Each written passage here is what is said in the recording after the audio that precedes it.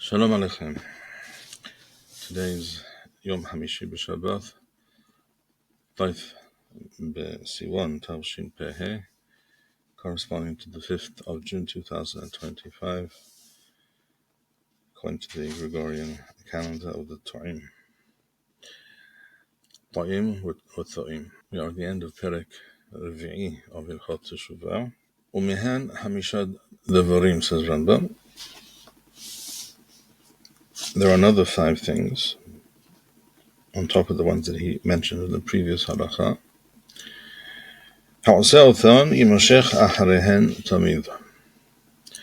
It is the way of such things that a person who is involved in such activities or such habits almost certainly will not be able to desist and change course. And it is difficult to change one's ways. Person must therefore be very much aware. And being aware, one can also be careful. Lest a person become accustomed and habituated to such things. These are all extremely negative behaviors and midot nefesh. Rechiluth, as we know, rechiluth is spreading rumors, going about, telling tales and rumors, and reporting what people say about this person, about that person. Number 2, Lashon Hara, which has to do with literally speaking ill of others. Rechiluth doesn't have to be ill necessarily. It's just tattletailing and gossip, as many people like to gossip. Lashon Hara is spreading negative information about somebody, spreading or making it up, whatever it is. Uva'al hema, a person who is who very easily loses his temper. Uva'al mahashavara, a person who thinks and ponders evil, improper things which are defined as sinful. وَمِتْحَبِّلَ رَشَى, he who attaches himself to or has some type of symbiotic relationship with Rasha. Rasha, as we know, is anyone who habitually transgresses the Torah. And what is the problem with that? It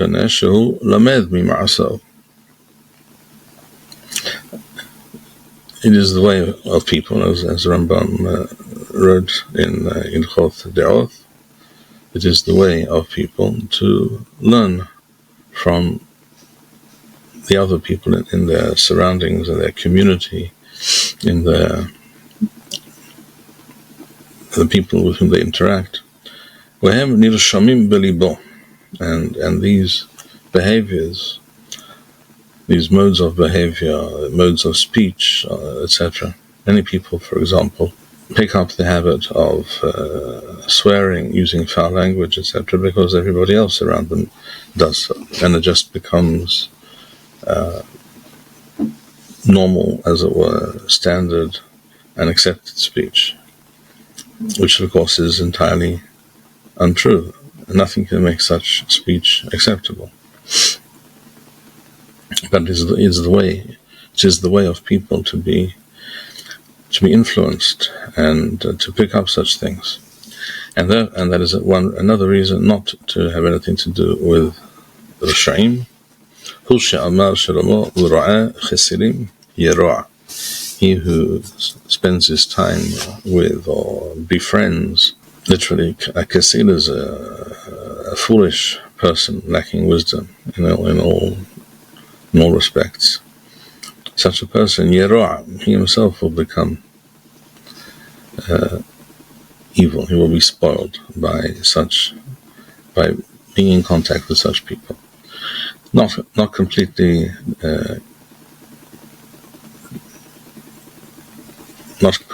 different from the metaphor of the rotten apple in a cart. One rotten apple causes others to go rotten as well. How? By contact. וכבר חיברנו בהלכות דעות דברים שצריך כל אדם לנהוג בהם תמיד. And we have mentioned already, Rambam says in Hilchot de'ot, various things that a person must always keep in mind. Kal v'homer leva'al Teshuvah. How much more so to a person who is a Ba'al Teshuvah.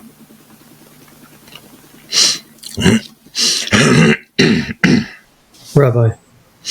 Yes. Yes. How should attempts at kiruv be viewed in light of this halacha? Kiruv, did you ask? Yes. That's a good question.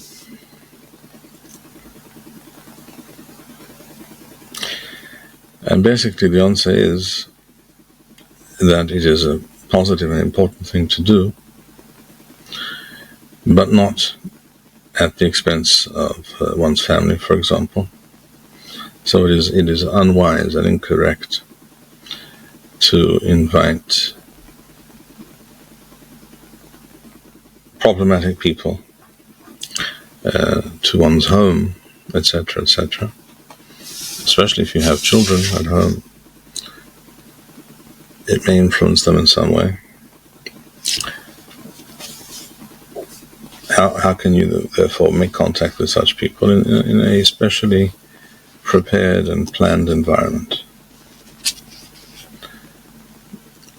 In other words, you organize some conference about Teshuvah or some happening, some event, and people come to a hall or wherever it is. They come to some place, and there you can speak. They can be spoken to. There can be presentations. Because you can even entice them with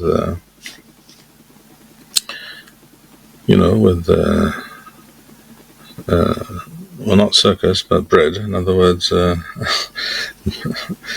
biscuits, or if you want really something along those lines, or you want to be more serious and attract more people, you can offer a good cholent even, as some places do. But it's not incidental. It's not a coincidence that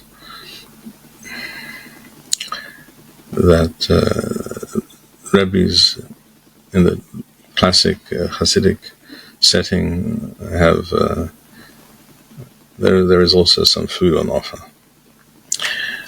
So you can go about it in a way which is well thought out.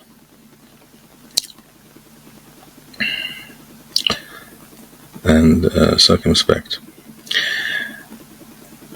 Okay. כל אלו או כל אלה הדברים וכיוצא בהן אף על פי שמעכבים את התשובה. Now we mentioned earlier that all these various things that we mentioned earlier, there were 24 of them.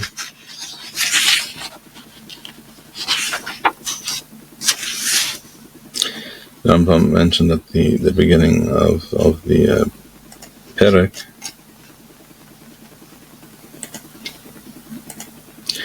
Rambam said, so in this Perek we just went through those 24 things, and now Rambam tells you that nevertheless Teshuvah is possible. It's not that a person is, having read this, so simply throw up their hands in despair and give up. No. Kol elu ha'devarim v'chayotze b'hen af al pi she'ma'akvim et ha'teshuvah. It is true, they ma'akev, Chazal say, they didn't say mona'im. So Rambam is explaining why Chazal used the term ma'akvim, which literally means to hold back, to prevent, and therefore also to tend not to allow for Teshuvah. Tend to. But that's not a hard and fast rule. This can be overcome. Einam mona'im et ha'teshuvah. Ela im asa adam teshuvah mehen. If a person did Teshuvah, despite the fact that he was by habit used to do this or that, hareh zeh ba'al teshuvah, he is about Teshuvah, v'yesh lo helek l'olam haba, and he will indeed have a helek l'olam haba. So it's not that Teshuvah is impossible. These things make Teshuvah more difficult, and therefore a wise person will not want to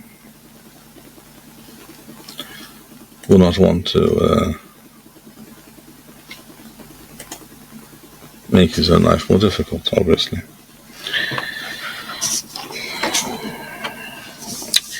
Okay, we continue now. Hilchot Teshuvah Perek Hamishi. This Perek deals with questions of free choice and responsibility, that a person is responsible for their actions.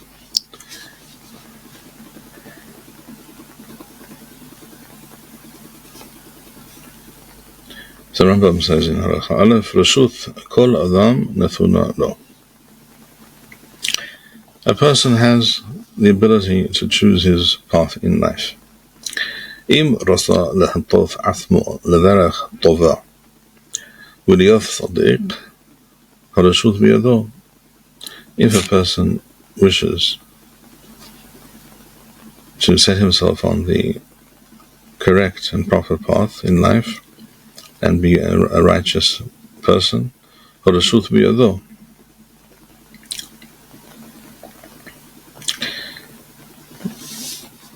Kol Adam, by the way, includes all. It means all people, Jew and non-Jew. On the other hand, if a person chooses to adopt the path of evil and wrongdoing, and be therefore a rasha, an evil person, this is also a possibility. Hu shekathu b'Torah,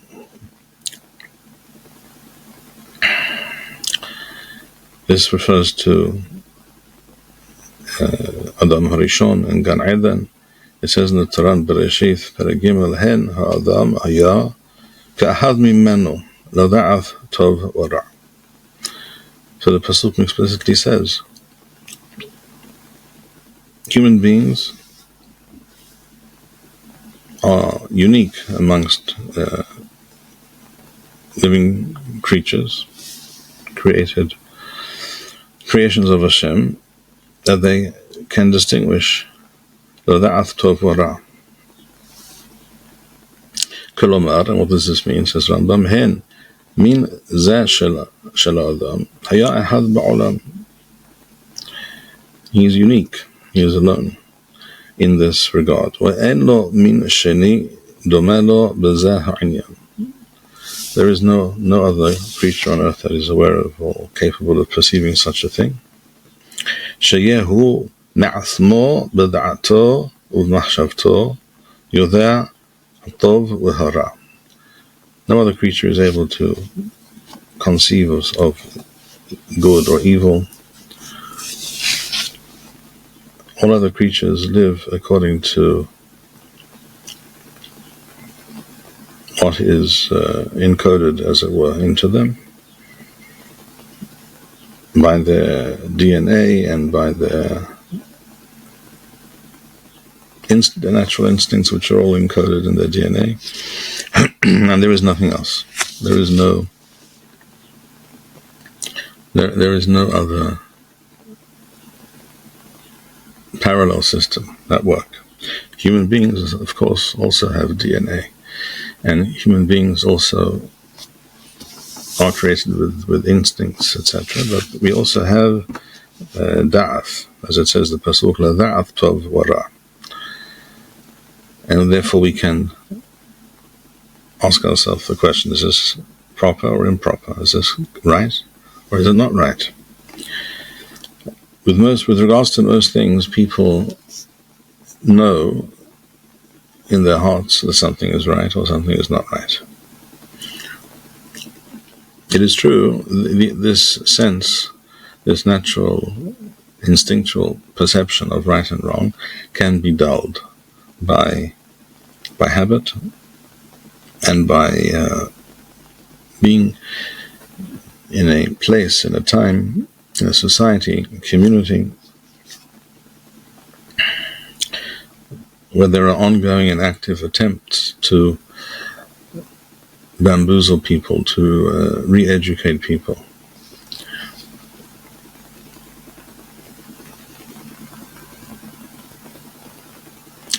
So Rambam says, "Shehehu me'atzmo b'da'atho uv'machshavto yodea hatov v'hara." So a human being can understand this, the difference between right and wrong, v'osa kol ma shehu hafez, and he can choose which path to adopt.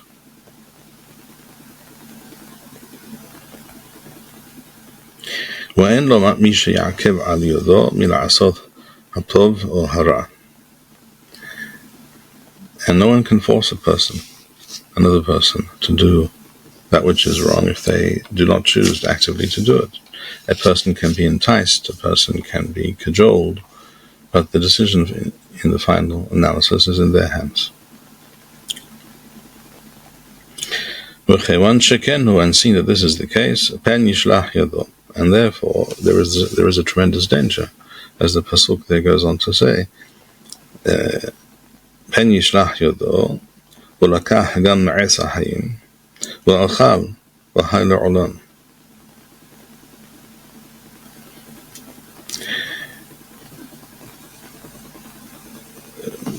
One could discuss this pasuk at great length, but clearly the pasuk is indicating that human beings can be swept up by their own hubris, because they are aware that they are intelligent and that they understand and can do various things, that they have great powers. Today, human beings have reached the point where they can truly dabble with nature. In other words, for example, CRISPR technology, in dealing with changing, modifying DNA, or for example, creating supercharged GOF, gain of function,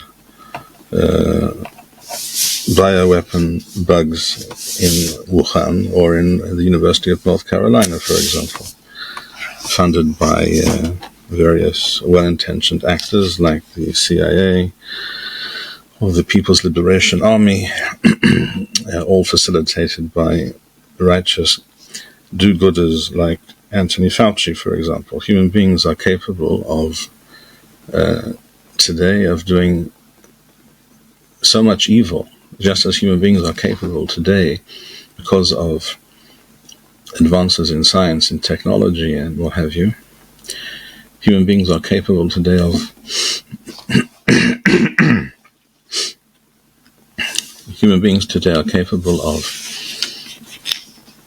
doing tremendous good, way beyond anything that was possible in earlier times. And concomitantly, they are capable of doing terrible evil.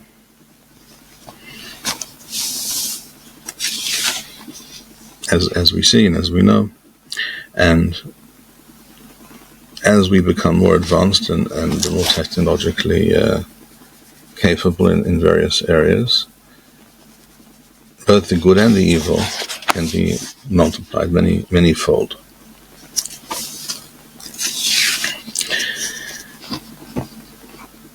And that's a reality. That is a fact, which we all see.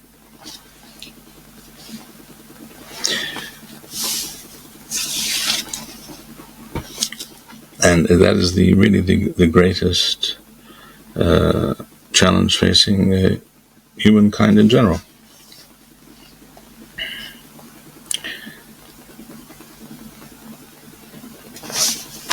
And therefore it is critical that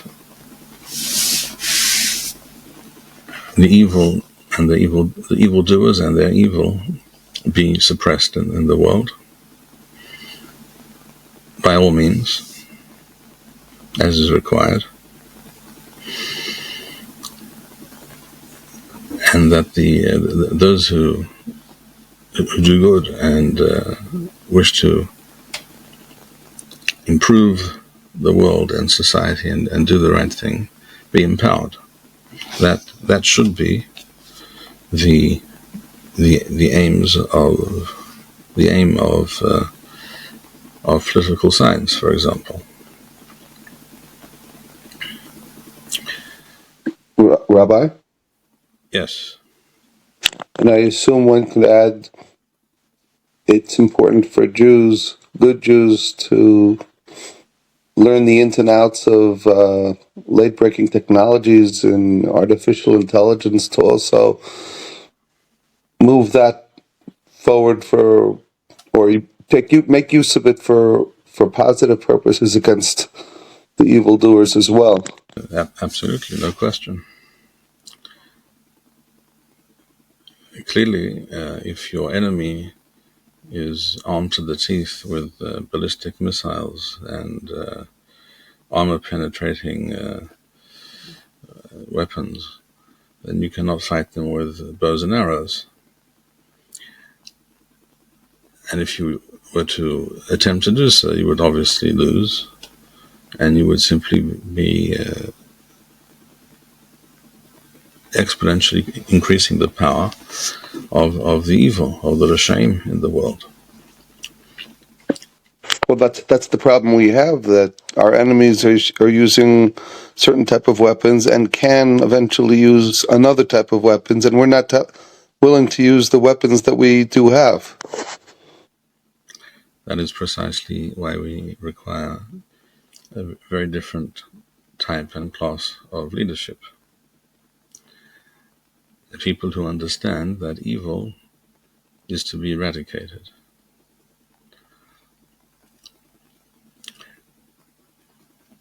This was understood once upon a time by most societies. For example, take the example of the death penalty for certain crimes.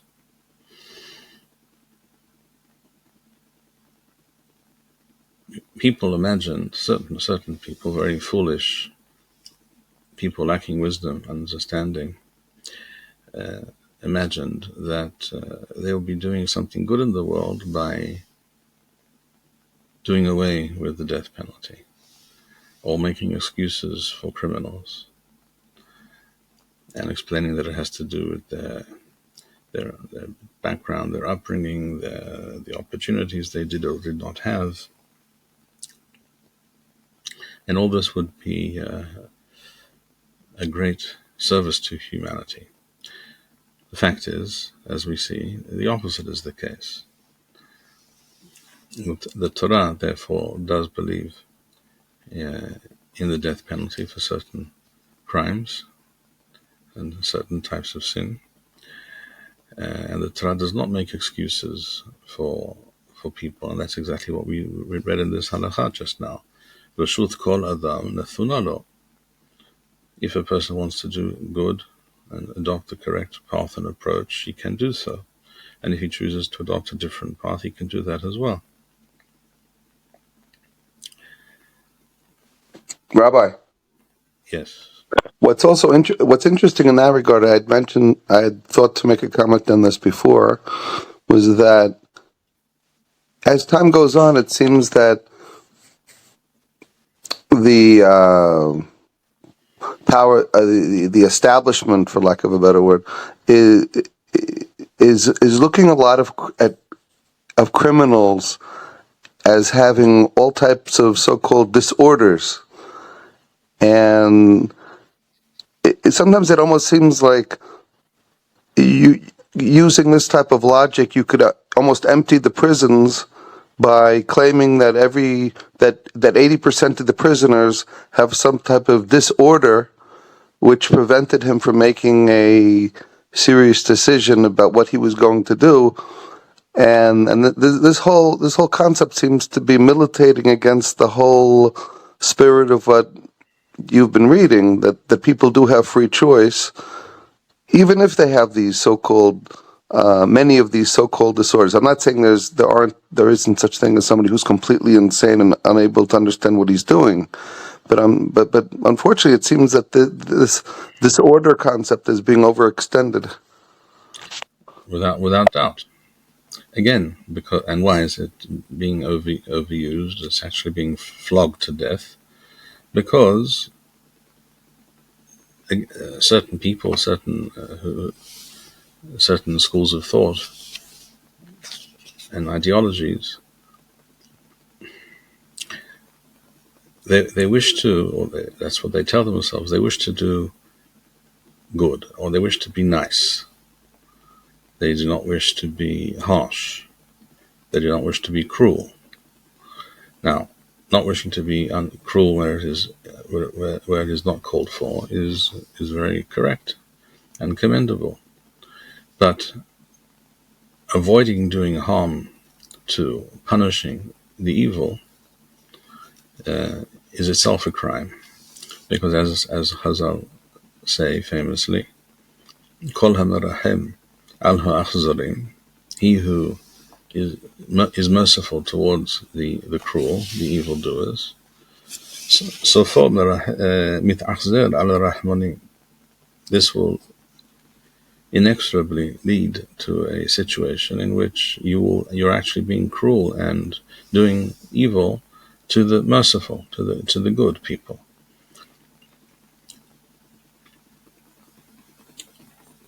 So and now, of course, there is such a thing as mental illness. There are all manner of conditions, although it is suspicious that every year the handbook of the psychiatrists becomes more and more bloated with new syndromes and new definitions. There is something at least a little bit suspicious about that. Keep in mind, of course, that these same people who write the textbooks and expand the number of diseases and syndromes and conditions are also the people who treat them. So they have a vested interest in guaranteeing that they will have a steady stream of clientele, and the same is true for the medico-pharmacological industrial complex, which makes more money than all other industries on the planet, including the arms industries, by far, more than oil, more than anything else. So, of course, if a new condition is described and a certain pill is prescribed, then a lot of people making a lot of business from this newfound syndrome. People tend to forget this for whatever reason. Just as if something which is far from being a truly dangerous pandemic, is described as such, well, you understand immediately that a lot of people are going to make a tremendous amount of money as a result. Just ask Mr. Burla of Pfizer, for example, who is still counting the billions that they raked in. He hasn't quite managed to count it all yet.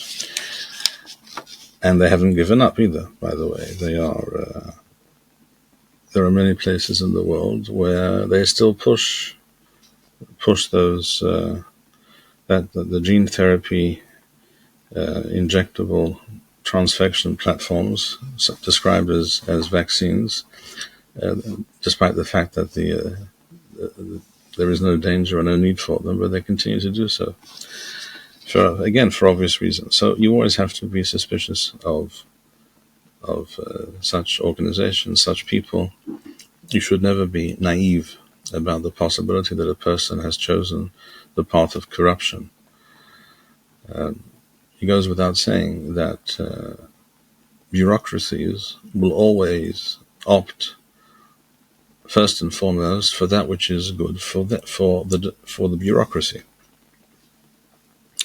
So if a government official has a decision to make, and if the decision goes in a certain way, in a given direction, this benefits himself and people of his ilk and his class and his line of work, that will almost always be the decision. That is the inbuilt problematic nature of bureaucracies, which have to therefore be very, very carefully controlled.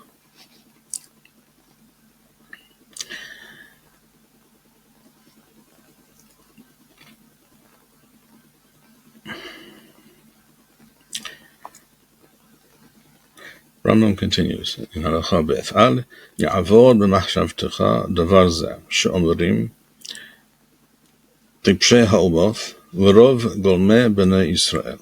Do not imagine and do not adopt the line of thought that the foolish amongst the nations of the world, and Rambam is not speaking only about the Gentile world. He says, in fact, most of Golmei B'nai Israel. In other words, most Jews also who have not been properly trained in the ways of the Torah, who are, shall we say, a Jew is a diamond, but you can have a rough cut diamond, and you can have a polished a diamond that is brought to perfection.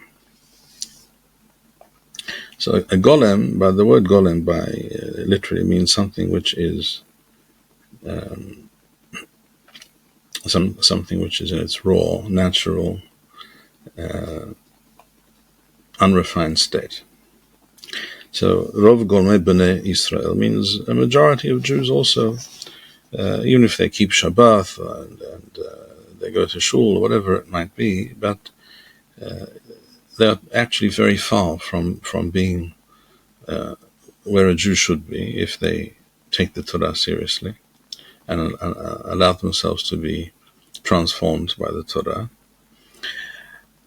So what is this negative and foolish line of thought that Rambam is warning us against? He says as follows: many people think HaKadosh Baruch Hu gozer al ha'adam mitahilat b'riyatho liyot tzaddik or rasha. That Hashem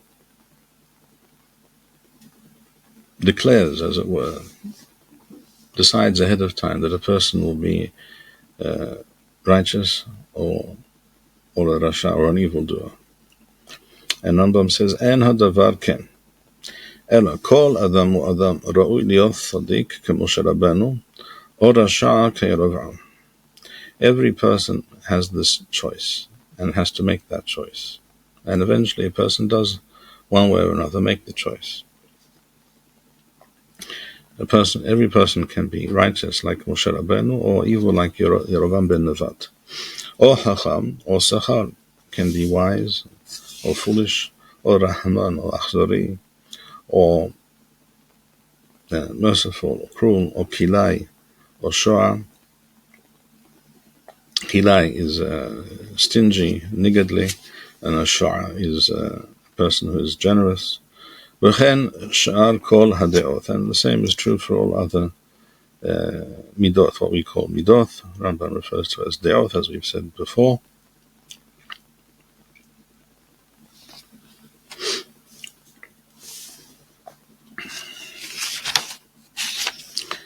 I think it's true and necessary to point out that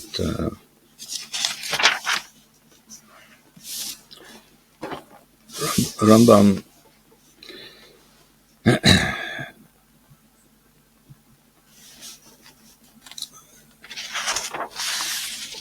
does not discuss the on the one hand, he does not claim that a person doesn't, at least at length, discuss the fact that a person may have certain innate traits and characteristics. But Rambam also does not deny the fact, because Rambam says here explicitly that anyone can be righteous, and one can be wise as opposed to foolish. It is true that a person may have a leaning towards one or the other, as Rambam wrote in Hilchot De'oth.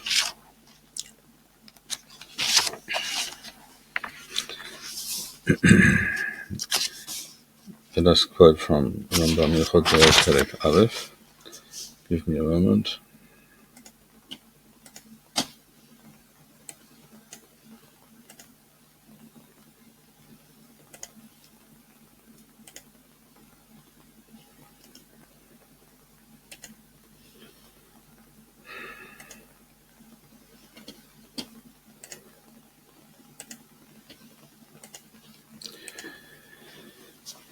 Here in Hilchot De'oth, at the beginning, Rambam writes as follows: De'oth harbe, yesh lechol echad ve'echad mibnei adam, v'zo meshuna mizo u'rehoka mimena beyoter. You see here that Rambam is not denying that people have inclinations or predispositions. There is such a thing. Rambam is aware of this, because I mention this here because reading what Rambam says here in Hilchot Teshuvah Perek Hey, you might imagine that every person is a tabula rasa, that every person is literally a blank slate, a clean sheet of paper, and you can write on that sheet of paper whatever you choose, as if you have no predilections, no predispositions of one kind or another. But that's not true, and that's not what Rambam says, or believes, because you see here in Hilchot De'oth, Rambam says, De'oth harbe, yesh lechol echad ve'echad mibnei adam, v'zo meshuna mizo u'rehoka mimena beyoter. People have different midot. De'oth means, again, midot, different inclinations, different makeups, personality traits, and weaknesses and strengths. Yesh adam shehu ba'al hema ko'es tamid. There is a person who by nature, and you might say, and it might be true, that it was not just nature, it's not just, shall we say, DNA, but it's also something he learned from his environment. He may have learned it from others with whom he grew up. For example, he grew up in such a house, in a home where this was how everyone behaved, or in a society or a community where this is the norm. But the fact is, today he is a Ba'al Hema, Ko'es Tamid. He is always on the very edge of losing his temper. Everything will set him off. And that's how he is today. That's a fact. V'yesh adam sheda'athom yoshevet alo, and there are other people who are very different, quite the opposite. They're always calm. We'no ko'es kalal, it's almost impossible to get him to be angry. Very difficult. Ve'im ka'as, and if he did lose his temper over something, or shall we say became angry and agitated about something, yichos ka'as ma'at b'chamos shanim. He may become angry, agitated once every few years. For other people, it might be several times each day. There are people who are very haughty, arrogant. And there are people who are very, by nature, very humble and unassuming. Again, you could claim that it's nature and you could claim that it's nurture, but it doesn't make a difference when it comes to our discussion here, because the fact is, people can find themselves to be one or the other, or somewhere in the middle. There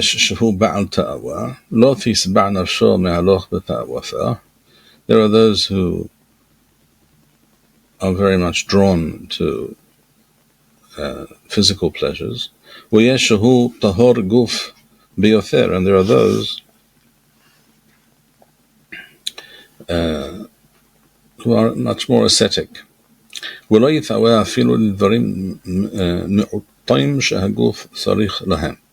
And even when it comes to things which are necessary, the person more or less has to force themselves to do what is necessary to maintain one's health and be alive and be normal. And Rambam continues here, وَيَشْ بَعَلْ نَفَشْ رَحَوَا هَلَخَ بَيْت شُرَطِ يَسْبَعْ نَفْشُهُ مِكَلْ مَمَونْ هَعُلَى. There are people who are so avaricious and greedy that nothing can possibly satisfy them. They always want more money. As it says, Ohev kasef lo yisba' kasef. In Kohelet, a person who is truly in love with money will never have enough of it. V'yesh mekaser, and there are those who are much less inclined in such a way. Sheddayo afilu davar mu'at shelo yisapek lo. V'lo yirdof lahasich kol thorko. And we see this when it comes to different people and how they, on what they focus, how they spend their time. Some people will always be thinking about how to increase their wealth, even though a person cannot survive in this world without sustenance, without the material wherewithal for life. But some people are focused mainly or entirely on that and on nothing else. And other people are much less concerned with such things. There are those who, even if they have money, they will literally starve themselves. In other words, they will deny themselves many things that they could have. Even to himself, he is cruel towards himself in order to save his money. And there are those who do the opposite, who are spendthrifts and will always find themselves without money, even though they had plenty a moment ago. They'll always find ways of squandering it. And the same is true for many other midoth, many types of behavior and character traits. A person who is terribly joyous or overly frivolous, and a person who tends to be very, very subdued and as it were in mourning. The very same midoth that we're discussing here in Hilchot Teshuvah, Rambam discusses here. There a person is no one again is born a blank slate. Everyone comes with some underlying underpinning of midoth nefesh, of traits, characteristics, and predilections. Some people are more naturally courageous, and others much less so. And then Rambam goes on to describe here, as we've seen before in Hilchot De'ot, that all these things. Then Rambam goes on to describe here that all these things can be and should be viewed as existing on a spectrum. There are two extremes, shall we say, being extremely stingy on the one hand, pathologically so even, shall we say, and on the other hand being overly generous and lacking in wisdom and restraint when it comes to monetary matters. And a person should aim for some middle ground. That is what Rambam writes here. So we see that Rambam definitely thinks that people definitely do have an essential nature with which they begin life. Again, without going even into the question whether it's nature, that is to say, physiological, biological, genetic, or whether it's nurture, whether it has to do with one's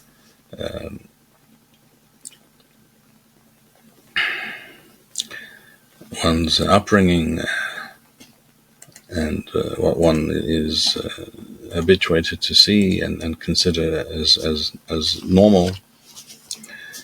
So Rambam says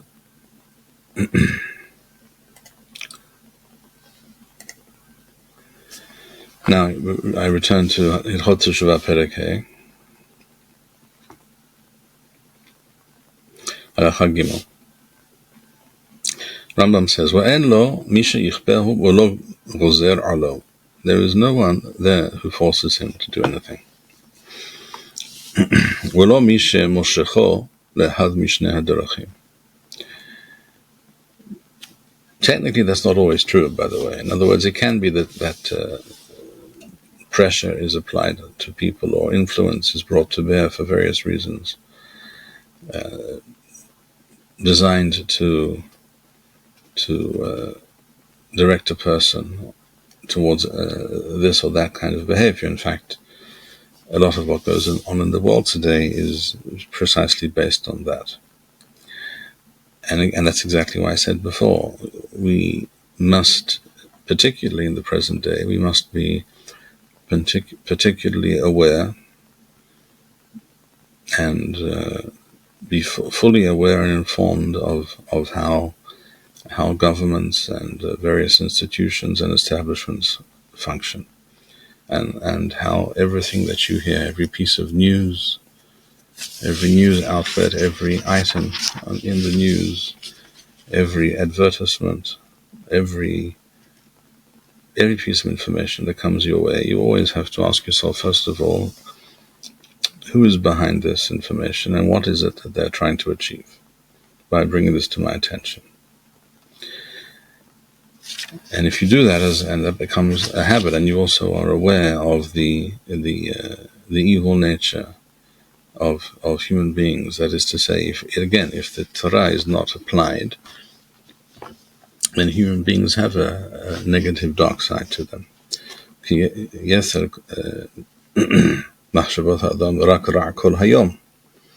That it's very easy to find people living according to that description in Sefer Bereshit, that people are contemplating evil all day long.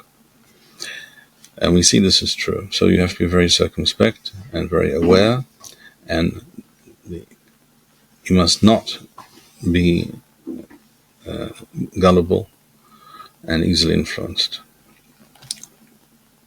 and therefore doubt almost everything that you hear. It would be nice if we lived in a world where that was not necessary, but that is not the world in which we live. A lot of people would like to believe that bureaucracies and governments and and various corporations and industrial and medical and scientific and what have you complexes, that they know, and they're experts, and they're trying to do the right thing. That is foolhardy to imagine that that's the truth. It's simply not true, because most people have been corrupted by a world where the Torah and the word of Hashem does not reign supreme, and it's very easy to tempt people and to force them to do evil, to entice them to do evil.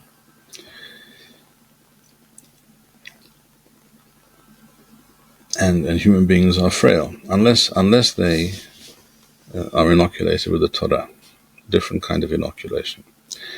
So, and then people can begin to see things by the light of day, and then you can begin to view reality as it is and act accordingly.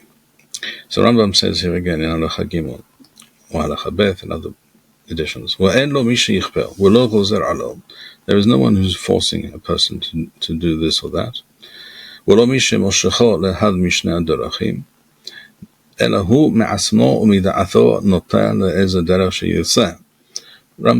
did not know about the modern world of information technology and the media and the nudge units and the psychological units and the rest of it that every country and every bureaucracy has at its disposal today.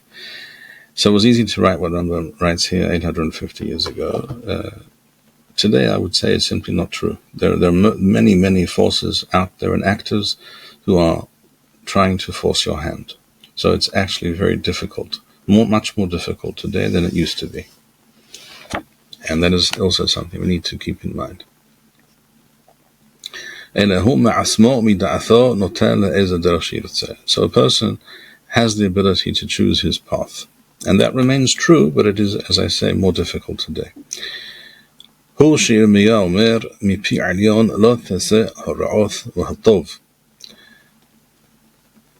good comes from Hashem. The evil generally is caused by human beings. Hashem does not force people to do evil. He doesn't force them to be good or evil. And human beings are supposed to choose. That is what is unique about human beings. Or bet still. And seeing that this is so, he who chooses the evil path, it may be the path of least resistance, it may be convenient for various reasons, but it doesn't make it correct or right or true. He has brought about evil, he has brought it down on his own head. Literally has caused his own loss. He's the author of his own calamity. And therefore, bringing this back to a discussion of Teshuvah, which is supposed to be a constant theme in a person's life. The concept of Teshuvah, it's not something that one does once a year on a particular day or a number of days. It is supposed to be a constant theme in one's life, in one's existence. It should occupy our thoughts and our minds and our behaviors always. That's what Rambam says here. A person should first of all mourn and bewail that which he has done to himself, and brought evil upon his own soul. As it says later in Megillat Eicha, Ma yitonen adam hay gever al hata'o. Why should a person complain What a person should complain about is that which he brought upon himself by his choices, by his actions. So it is good and proper that a person take note of his situation and be aware of the fact that he has brought these things on himself. And it goes on to say, seeing that we have the ability to take stock of our situation. And we chose to do that which is wrong and evil and cause ourselves harm.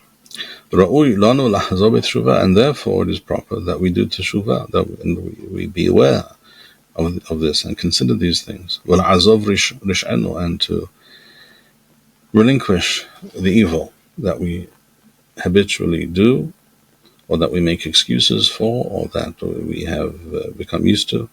Because if one takes stock and one, as it were, wakes up from the slumber, then one can see and one can make a choice. As it says explicitly, again in Eicha, let us examine our ways,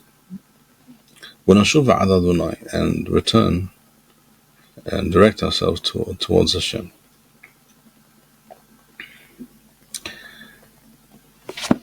And as Rambam is about to point out, which we will begin with next time, B'ezrat Hashem, this is the essence of the entire Torah. This is the central pillar on which all of the Torah is based, and therefore it is not by accident that, as we mentioned earlier, there are many people out there today, schools of thought. People are trained to think this way, that people are programmed to act in a certain way and cannot control these things. It also therefore follows that it's incorrect to put evildoers in prison. That is why George Soros, for example, Shem Rasha'im Yirkav, spends billions, quite literally,